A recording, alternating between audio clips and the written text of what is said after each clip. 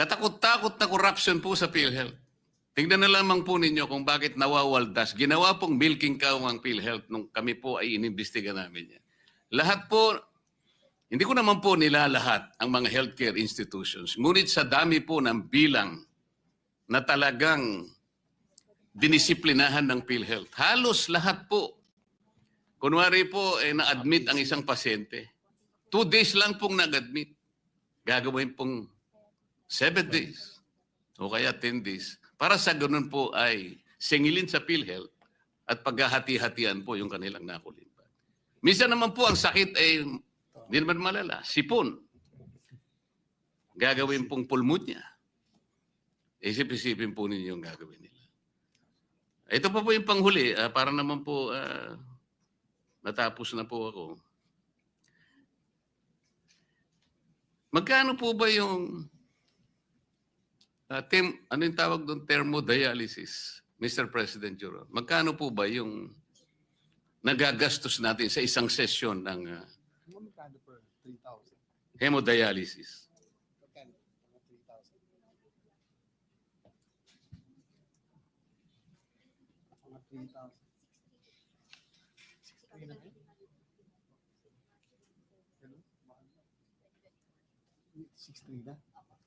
Your Honor, Mr. President, sa huli pong itong latest nasa 6,350 na per session. Per Your Honor. session?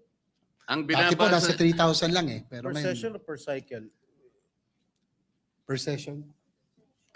Per session, Your Honor, Mr. President. So one day? 6,000? 6,350. So how can the... kaya ko po afford that? tinatanong, Mr. President, may palagay po ako ng pinagbasihan po ninyo ng inyong sagot, Mr. President, Your Honor, ay itong nakuha ko pong post dito sa social media. Ito babasahin ko lang po sapagkat nakuha ko lang po. Marcos Legacy. Dialysis, sagot na ni PBBM sa pamamagitan ng PhilHealth. Lahat tayo ay miyembro at kabahagi nito. Ngayon po, sabi niya, second post, BBM Youth Movement, libre na ang dialysis. Sa halagang 6,350 bawat hemodialysis session, sagot ng PhilHealth hanggang 156 sessions sa buong taon. Ang tanong ko po, sino na naman po ang kumuwenta noong 6,350? Kasi po kanina, yung konsulta, nagtataka na rin po ang ating presiding officer kung sino ang kumuwenta ng 1,700. Saan po kinuha yung 6,350? Your Honor, Mr. President, dapat po sana under the UAC law, meron po tayo tinatawag na HTAC, yung Health Technology Assessment Council, na ito po ay mga panel of experts, mga spesyalista, na sila po dapat nagde-determine kung ano po yung mga anything technical, sila po dapat ang tinatanong. So siguro yan ang dapat natin malaman din kung sakaling magkaroon ng budget hearings o anumang hearings sa nandito po ang PhilHealth, kung paano Yes, po nila nakuha yung pong amount na 6,350 per session. Dahil ang pagkakaalam ko kamakailan, dati ay nasa 4,000 pesos lamang per session. So nagulat din ako na medyo tumaas na ng 6,350 from about 4,000 pesos. Your Honor. Mr. If I may- President, if kasi I may, po- dun sa 6,000 pesos, is that a government-owned hospital or private? 6,000. Any po, Mr. President, it's a government hospital or any private hospital as long as it's PhilHealth accredited, Your Honor. Kasi I just called up my brother who is undergoing dialysis. Tinanong ko lang kung magkano yung per session. Ang sinabi niya 10,000. Well, it's in a private hospital. Ako naman po, Mr. President, nagtanong-tanong po ako.